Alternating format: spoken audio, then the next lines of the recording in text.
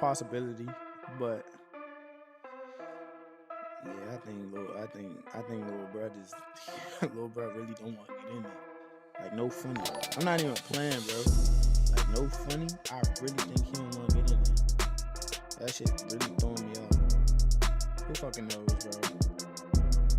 Who fucking knows? The nigga just gonna be, you know what I'm saying? Until further notice, we still got hope. Tank Davis, you know, he got arrested. I mean, any thoughts on that one? He did, huh? Again? Yeah, again. You know, I mean, hey, look, I actually like Tank Davis. He's a good, you know, he's a good kid. He's a good fighter, a great fighter, actually. He's one of my favorites. Yeah, just get your, that's it, you know, basically. Just shit, you don't hit women, man. Gervonta Davis is stepping out of his rematch with Roach, and now the entire buildup has started to unravel. With every passing hour, the rematch between Davis and Lamont Roach Jr. looks less like a title bout and more like a ghost match that never wanted to materialize in the first place. Roach, who had kept his hopes up through weeks of vague silence and mounting red flags, has finally admitted what many already suspected: Davis doesn't seem interested anymore. Davis is obviously not going to happen. The date has been constantly pushed back. I want to say they were supposed to fight sometime in June, July, something like that. Then it got pushed all the way to August. And now it looks like it's probably not going to happen this year. You know, with Gervonta, being, you know, in and out of jail due to alleged domestic abuse against his girlfriend. It sucks, man. It sucks because, you know, when you get associated with, you know, domestic abuse, unfortunately, as a man, you're gonna have to live with it. Things started snowballing when Davis got arrested in Miami on a misdemeanor battery charge incident. He was released the next day after posting bail, but even that didn't do much to settle the dust.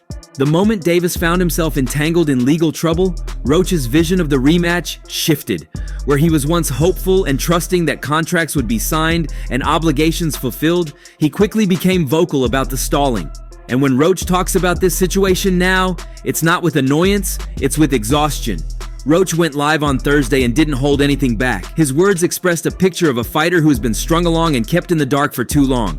"I just think this dude doesn't want to fight," he said, and that line alone hit harder than any press conference jab. It wasn't just a throwaway comment, it was a deep-cutting observation from someone who has put months of preparation and focus into this one opportunity. He's not even concerned about the outcome anymore. He just wants the fight to happen so he can prove what he believes he's capable of. Again, and you know, he keeps saying he doesn't love boxing no more, and he don't want to be involved anymore. Lamont Roach might just have his number. That familiarity that they have from being in the amateurs in the DMV area, it might just be the determining factor. One of the determining factors, along with his great in the pocket skills that he's displayed throughout the duration of his career and in their first fight, as to why Tank can't beat him. So if Lamont Roach beats... But that fight is no longer guaranteed. Davis has yet to sign the contract, and the window to do so is closing fast. Roach was clear about that too. He still didn't get past that, he said, referencing the unreturned bout agreement. "That stuff getting me mad, and anyone watching could feel it. Roach isn't just upset that the fight may not happen, he's crushed because he did everything on his end. Stayed in shape, made himself available, played the political game, and still got nothing in return." Gervonta Tank Davis, his fight has been pushed out against Lamont Roach. Is possibly canceled due to what's going on with Gervonta Davis outside the ring and all that stuff. My take is that the fight has been rescheduled from when? I mean, from my understanding, Gervonta didn't even sign the contract for it. So the fight was never really confirmed in the first place. Should Lamont Roach move on? In his stream, Roach even called it what it is. He believes Davis is afraid to face him again. He didn't sugarcoat it. "Lil bro really don't want to get in there," he said. "Not with ego, but with disbelief." To him, this isn't about negotiations anymore. It's about a champion not wanting to take the risk. That possibility has been floating around for a while, especially after the way their first encounter ended. But now it's out in the open and being spoken aloud by the man who was promised another shot. Tank Davis, somebody you've had some interaction with on social. What do you make of maybe the lack of discipline or arrest? Lack of discipline. Lack of discipline. Is that what you want to put it down to? Yeah. More than lack of discipline. Yeah. It's vile. So, I mean, I don't condone that at all in the slightest. So it's not got nothing to do with lack of discipline. It's got everything to do with moral compass. And for me, that's just, yeah, it ain't right. The tension is made worse by the silence from Davis's camp. No updates, no explanations, no clarifications, just radio silence as Roach keeps training and waiting and hoping. And when you put all of it together, the arrest, the unsigned contract, the lack of communication, it stops feeling like a delay and starts feeling like a deliberate freeze out. Roach, trying to maintain his composure, still showed flashes of emotion that made it obvious how deep this goes. "I was looking sharp this morning," he said during the stream, "sharp as a Ginsu." And just like that, all that sharpness feels wasted if Davis doesn't show up. The hardest part is knowing he kept his side of the deal. He stayed ready. He didn't pull out. He didn't disappear. And yet here he is, left talking to fans through a live stream, trying to explain a fight that was never formally signed in the first place. How you think the one coming up with I Tank hope he and don't Roach? fight Lamar, actually. Like, I hope he don't get in the ring with him again. Because at the end of the day, if he lose, it's just going to look bad on the fight with me. So, it's going to look like somebody else already did it. I want You want Tank to knock you out, yo. I ain't even gonna lie to you. I heard him say before. I heard him say, like, yo, I want to fight Tank, and that's nice, but why do you want Tank to knock you out so bad? Like, Look. That sound good. That sound real good, but she's too little. Too little. I promise you he's too little. Not long after Roach's live stream, boxing insider Rick Glazer poured gasoline on the situation with a short but powerful update on his X account. He confirmed what many feared: the August 16th date is officially dead. He didn't speculate or tiptoe around it. The Tank Davis-Lamont Roach PBC card won't happen August 16th, he said. That line alone shifted the conversation from will it happen to will it ever happen? And then he confirmed what Roach had already said. Tank never actually signed a bout contract to rematch Roach. That statement alone clarified why things have stalled so badly. You can't have a fight without signatures, and Tank Davis never picked up the pen.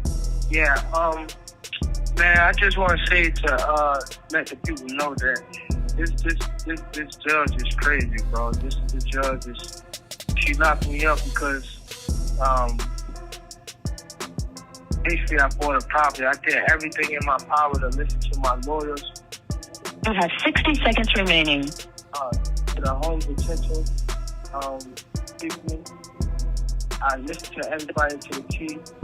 She's mad that I bought a property. That's why I'm sitting in jail. She said that. Glazer also added something else, something Roach had been hinting at for weeks. Davis doesn't want the rematch. "I'm told Tank doesn't want to fight the very tough Roach again," Glazer wrote. And that sentence may be more telling than any press release. It explains everything: the delay, the silence, the lack of urgency. It pulls back the curtain and exposes what Roach had already started to realize. Davis isn't being indecisive. He's being evasive. If Davis had any intention of making this fight happen, it would have already been locked in. There's no reason for a champion of his level with his resources, with a fully set August card, to hesitate unless there's something he wants to avoid. And from Roach's perspective, it's obvious what that is. Davis doesn't want to face the same challenge again. Maybe it's strategic, maybe it's personal, but the rematch no longer looks like part of his plan. I only know how to start this shit off because y'all gonna be mad as shit. I ain't gonna lie, bro. I just think this nigga don't want to fight. I'm point blank and simple like that. Remember when I told y'all when I tweeted the whole motherfucking he ain't hold up his end of the, you know, whatchamacallit? He still ain't get past that. So that shit, that shit getting me mad, bro. I'm not gonna lie. It's especially frustrating for Roach, who doesn't have the same safety net. Davis can walk away and still get other fights, other opponents, other bags. Roach doesn't have that luxury. This rematch was his shot. It was the opportunity he trained for, sacrificed for, and emotionally committed to. And now that it's hanging by a thread, he's the one left scrambling to adjust. For now, there's no official word from the promoters on whether a new date will be set or if the rematch is completely off the table. But with the original fight less than a month away, and with Davis still uncommitted, the writing is starting to appear clearly on the wall. Even if something last minute happens, and Davis chooses to fight after all, the damage has already been done. I think at this point in time, Lamont Roach needs to make a business decision ASAP. You can either wait around and let Tank Davis stall out your career, or you can make a big fight right now. And if I'm Lamont Roach, I'm calling Shakur Stevenson saying right now, listen, I want my get back ins Tank. I want to go fight him. I know I beat him the first time, but listen, I can't trust that man. At the end of the day, I want us to stay active. I want to get back in that ring and I want to make money. And you know who you call who I know is going to take that fight? Shakur Stevenson. Go make the phone call. Stop wasting your time with Tank Davis unless this fight gets booked and you put certain... Roach has gone through the emotional roller coaster of preparing for a world title fight that keeps getting yanked away. Every time he gets close, another excuse shows up, another delay surfaces, another wall goes up. The latest developments make it increasingly hard to believe that Davis will step back in the ring with Roach. The longer this drags on, the more it looks like Tank has made up his mind. Roach may still be clinging to hope, but the signs aren't just pointing away from the fight, they're screaming it, and the silence from Davis's side only makes it worse. The absence of any confirmation or explanation is being interpreted as avoidance, and rightly so. In this sport, actions speak louder than words, and Davis's lack of action says it all. Gervonta Davis might be stepping out of his rematch with Roach, but that hasn't stopped the boxing world from spinning around him. It's hard for me to be rooting for somebody at this moment, man. I'm like, hey, man, I want Tank Davis to win the next fight with Roach, and I want him to do good. But then you hear the breaking news, and he's covering his face. And I'm just like, bro, what are we doing here, man? And on his last fight, you know, with Roach, it was a close one. And I'm telling you, in this type of game that you're dealing with, look, it's already bad enough some people don't even box in life, and they look. Even as the uncertainty surrounding Davis versus Roach 2 continues to frustrate fans and fighters alike, another storyline has already begun to take shape. This one involves none other than Manny Pacquiao, the Filipino icon and newly inducted Hall of Famer, who at 46 years old is not only stepping back into the ring, but also calling out Davis for a potential blockbuster after he handles Mario Barrios. Pacquiao isn't just coming back for nostalgia or a farewell lap. He's targeting one of the most dangerous names in modern boxing, and he's not being subtle about it.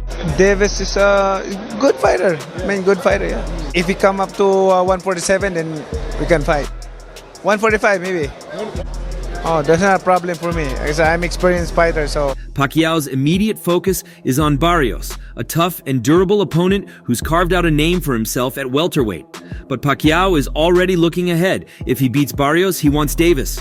The same Davis who, despite controversy in his last outing, still holds the WBA lightweight title and commands major draw power on any card. Pacquiao told the ring plainly that he likes the Davis fight, but only after Barrios. Yeah, I feel like that's a bad idea. It's a good money grab though, but I don't think Pacquiao can handle Tank's power. But, you know, Pacquiao's still a hell of a fighter, you know. Tank don't have 100% KO ratio, so, you know, anything is possible, you know, so it'll be a good one. It'll be a good one. He's been in this game long enough to know how quickly plans can fall apart if you overlook the task at hand.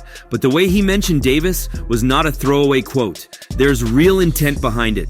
Sean Gibbons, Pacquiao's promoter, doubled down on the idea. He laid it out simply. If Pacquiao beats Barrios and Davis takes care of Roach, the next logical step is a meeting between the two biggest names still active in the sport. So basically, your interpretation is that the boxing public is upset because they believe Pacquiao's going to beat Barrios, which is going to lead to a Tank Pacquiao fight? Yes, look around. Look in the Discord. That's what everybody, Pac and Tank, that's being set up. Oh, Tank so, and Pac. okay, so they saying Barrios is the setup for Tank and Pac. I didn't see that, but your argument makes sense. If he beats Barrios, there's nothing wrong with him fighting Tank. According to Gibbons, Davis is the biggest draw in American boxing today, and the idea of putting those two in the same ring is the type of box office opportunity that promoters dream of.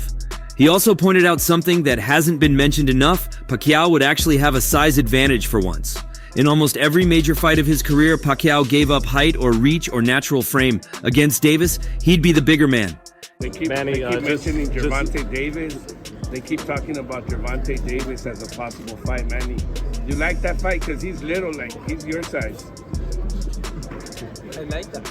I like that. I mean, I like that, but, you know, let's finish first this one. Because this one is a taller champion like that. So, I have... Gibbons revealed that talks for a Davis fight had already taken place once before, but the timing was wrong and a few disagreements shut the door. Now, with both fighters at interesting crossroads, the possibility is back on the table. Gibbons isn't speaking in hypotheticals anymore. He's laying out a blueprint. A win over Barrios, plus Davis handling his business against Roach, would put all the pieces in place. But therein lies the problem. Davis handling his business is no longer a sure thing. The Roach rematch is in limbo. Davis still hasn't signed the bout agreement. There are legal troubles swirling. The original date of August 16th is dead, and no one knows if or when it'll be rebooked. That's where the situation gets complicated for Pacquiao. Gibbons openly admitted that Davis's shaky performance against Roach in their first meeting took some shine off his image. He even used the word exposed. For the first time in a long time, people looked at Davis and saw vulnerability. If Roach had a little more help from the referee, the story might be even worse for him. Manny, when you beat Barrios, what's next? Are you going to fight Ryan Garcia, Haney, Lopez, Gervonta Davis? Are you ready to go through these fights? One at a time. But you want those guys? We'll see. We'll see. I always, I cannot say after this, like I'm going to fight like that, but one at a time.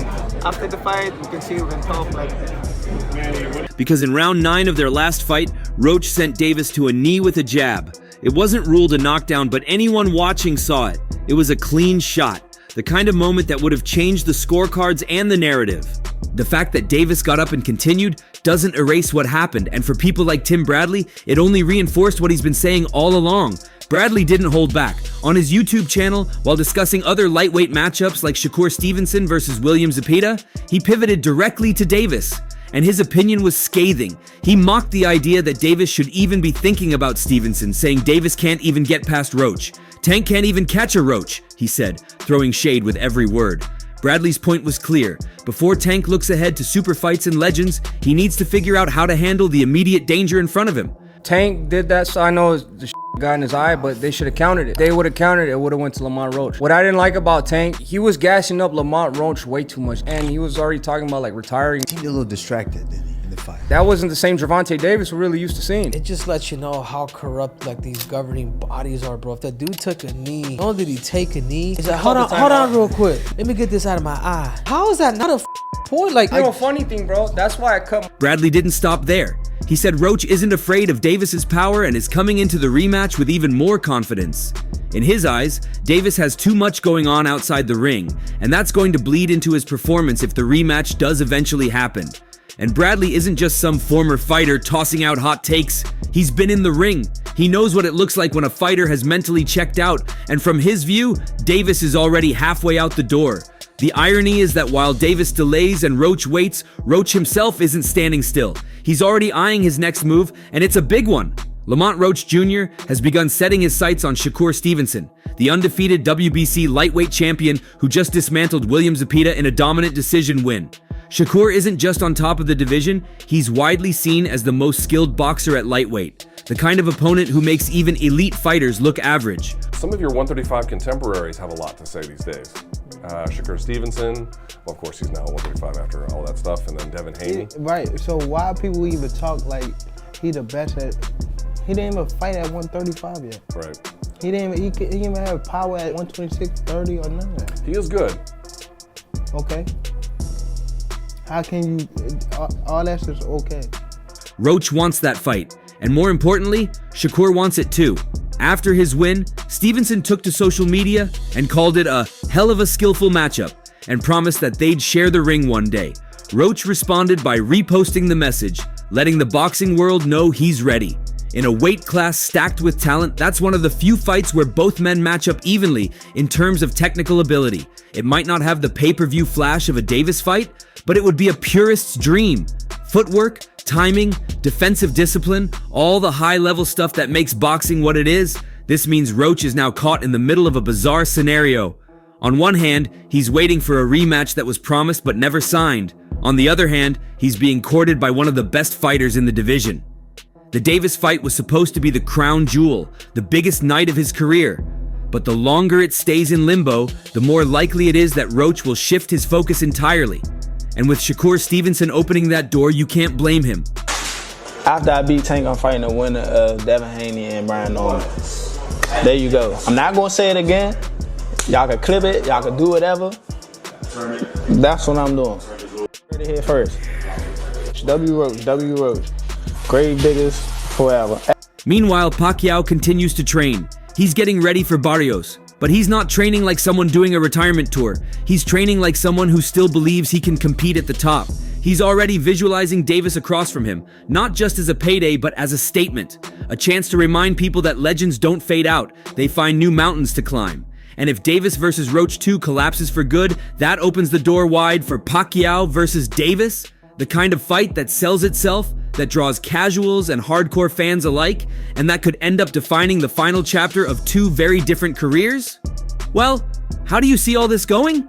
Share your thoughts below and subscribe for more updates.